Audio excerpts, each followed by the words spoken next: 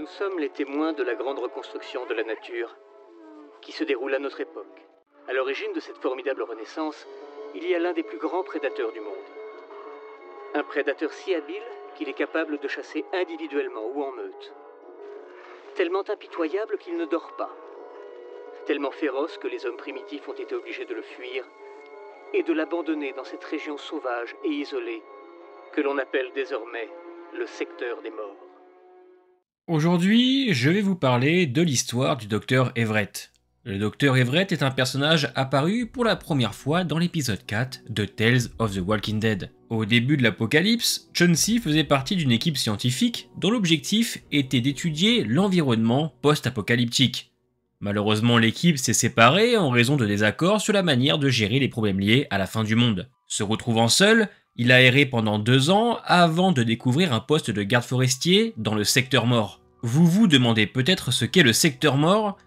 Alors c'est très simple, c'est un territoire délimité par une tranche de 40 pieds de profondeur et de 200 mètres de large, s'étendant sur des centaines de kilomètres dans la région de Wiregrass, aux États-Unis, plus précisément près du point trigonométrique de la Géorgie. En gros c'est très simple, peu importe le nombre de tours effectués autour du cercle, il est toujours possible de se ramener dans l'intervalle. Ce secteur abrite une biodiversité florissante, revitalisé par des animaux de zoo ayant survécu à l'apocalypse. Et c'est là qu'il retrouve son ancien collègue, le Dr Mosley. Ensemble, ils continueront à travailler, étudiant le spécimen d'Homo mortis, nom donné aux zombies par les docteurs. Au fil du temps, Chauncey a remarqué que la santé du Dr Mosley se détériorait, en concluant qu'il était atteint d'un cancer. Avant de mourir, Mosley lui a demandé de le laisser se réanimer, afin de servir de sujet d'étude. Au cours des 7 années suivantes, le Dr Everett a survécu en isolement volontaire, poursuivant ses recherches. Avec le temps, il s'est renfermé sur lui-même, commençant à filmer et à produire son propre documentaire destiné à présenter l'écosystème du secteur mort. Pour faire ça, il a attaché les caméras aux rôdeurs et utilise des drones pour capturer des images. 10 ans se sont écoulés depuis l'apocalypse. Dans le début de cet épisode, nous sommes plongés dans un documentaire présenté par le docteur. Celui-ci expose que la nature a reconquis son territoire, mais qu'un nouvel acteur est apparu, un prédateur agile, capable de chasser en solitaire ou en groupe et qui ne dort jamais. Ce prédateur, l'Homo mortis, est désormais au sommet de la chaîne alimentaire. Le docteur cherche à comprendre les migrations des rôdeurs, qui sont fortement influencés par le bruit. Il présente alors Tournesol, un rôdeur doté d'une ouïe exceptionnellement développée. Ensuite, il présente Gamma, le premier cas d'étude, remarquablement résistant pour avoir survécu à des confrontations avec des humains et d'autres animaux. Et enfin, le spécimen 21 est évoqué, enrichissant considérablement les connaissances du docteur, car grâce à lui, il peut approfondir sa compréhension et s'approcher de la horde. Il fera comprendre qu'il n'y a pas de bien ni de mal, seulement la rudesse de la vie. Par le biais de ses drones, il réalisera ensuite que les rôdeurs qu'il observe sont grandement menacés par les chasseurs de crânes, qui ne sont autres que les humains. Il faut noter également que le docteur se déplace aisément parmi les rôdeurs grâce à un long manteau fabriqué en peau de rôdeur. Il semblerait qu'un groupe à l'extérieur du secteur mort utilise les têtes comme trophée pour semer la terreur. Il fera décoller son drone et découvrira une jeune femme en train de fuir des rôdeurs. Le scientifique décide de ne rien faire, car il estime qu'il n'a pas à interférer dans la nature. Cependant, la jeune femme endommage involontairement le traceur du spécimen 21, en se défendant contre lui. Comprenant sa situation, le scientifique décide alors de lui venir en aide. Ensemble, ils fuient la zone, et elle se présente sous le nom d'Amy. Elle est seule depuis 3 ou 5 jours, et Everett lui fait comprendre qu'elle n'a rien à faire ici. Amy explique qu'elle se sent mal. Le docteur s'en va, sans se préoccuper d'elle. Il faut comprendre que le docteur a un souci profond avec l'humanité, considérant que l'apocalypse a été une bénédiction, permettant à la nature de s'épanouir à nouveau. Alors qu'Amy le suit, il remarque un rôdeur dans un état déplorable et y installe une caméra, tandis qu'Amy continue de le suivre. Arrivant enfin près de sa cabane, Amy lui demande de l'aide, alors qu'une horde approche. Le docteur lui envoie une échelle pour qu'elle puisse monter, puis il ouvre la porte et décide de la soigner. Il lui prépare de l'eau, avec du charbon, du gingembre et du curcuma. J'en ai également bu ce matin, et j'ai fait l'aller-retour Bordeaux-Paris sur les mains. En fouillant son sac, le docteur réalise qu'Amy a consommé des baies de belladone, qui sont toxiques lorsqu'elles ne sont pas mûres. Elle doit boire ou mourir. Amy passe donc la nuit chez le docteur pendant qu'il continue de surveiller ses caméras installées dans le secteur mort. Elle remarque qu'il aime particulièrement photographier les morphales, surtout le spécimen 21, ce qui le met en colère. Il lui demande si elle fait partie des chasseurs de crânes, ce qu'elle nie catégoriquement. Elle sous-entend que son groupe souhaite s'installer ici. Mais le docteur Everett lui fait comprendre que ce territoire n'est pas destiné aux humains, d'où la présence de la tranchée. Il explique que les humains ont tendance à surconsommer, et que même que lorsque la nature commence à se rétablir, les humains répètent les mêmes erreurs. Il lui demande alors de partir, ce à quoi elle ne comprend pas comment il ne peut pas être du côté des humains.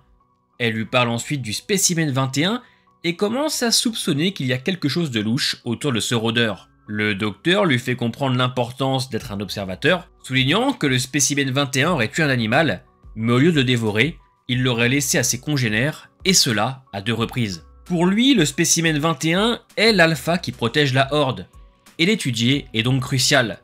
Pour Amy, en revanche, c'est une quête personnelle. Ayant endommagé l'émetteur du spécimen 21, ils doivent maintenant partir à sa recherche. Chacun part de son côté, le docteur se plonge dans l'étude du fameux rôdeur qui présente une partie manquante de son corps. À son retour, il est surpris de trouver Amy toujours présente, mais celle-ci est revenue parce qu'elle a retrouvé le spécimen 21. Elle lui indiquera l'emplacement du spécimen en échange de son aide, pour retrouver son groupe. Elle lui assure que son groupe ne fera de mal à personne, affirmant que ce sont des gens bien. Le docteur accepte de l'aider et ils partent à l'aube. Sur le chemin, il lui montre la beauté de l'endroit et lui fait remarquer que sans les humains, l'endroit se porte bien. Il lui explique qu'il n'est pas venu la sauver elle, mais le spécimen 21, car pour le docteur Everett, les sentiments sont une entrave. Après avoir partagé son histoire avec son groupe de scientifiques et son ami Mosley, le docteur découvre des cadavres de rôdeurs.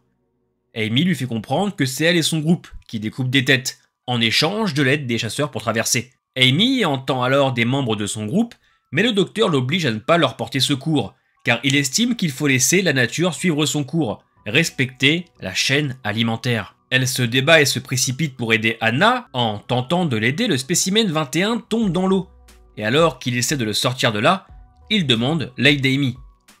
En échange de cette aide, le docteur accepte de l'aider à retrouver les siens. Malheureusement, un alligator surgit et dévore le spécimen. Amy s'irrite, trouvant le docteur hypocrite. Il la laisse, elle et ses amis, mourir au nom de la chaîne alimentaire, mais cherche à sauver un rôdeur. C'est alors que nous comprenons que le spécimen 21 est en réalité le docteur Mosley. Le docteur implore Amy de ne pas retrouver les siens et de l'aider dans ses recherches, mais elle refuse. Quelques heures plus tard, le docteur retrouve le camp d'Amy, complètement dévasté, avec tout le monde mort ou réanimé, y compris Amy. Il l'utilisera alors comme sujet test, mais étrangement, pour un homme dénué de sentiments, il semble ressentir de la peine pour elle. Même si l'épisode n'est pas grandiose, en soi, il a la force de tenter quelque chose avec son format documentaire.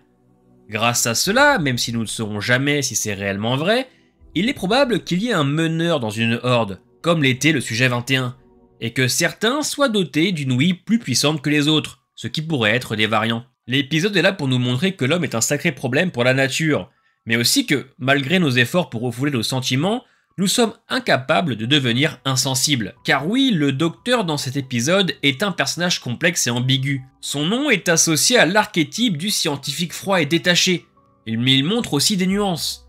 D'un côté, il incarne la rationalité pure, considérant l'apocalypse comme une opportunité pour la nature de se régénérer. Il est fasciné par l'étude des rôdeurs et semble dénué de tout attachement émotionnel envers les humains. Pourtant, malgré cette façade, des fissures apparaissent dans son attitude. Son intérêt pour le spécimen 21, qui s'avère être son ancien collègue, le docteur Mosley, révèle une complexité.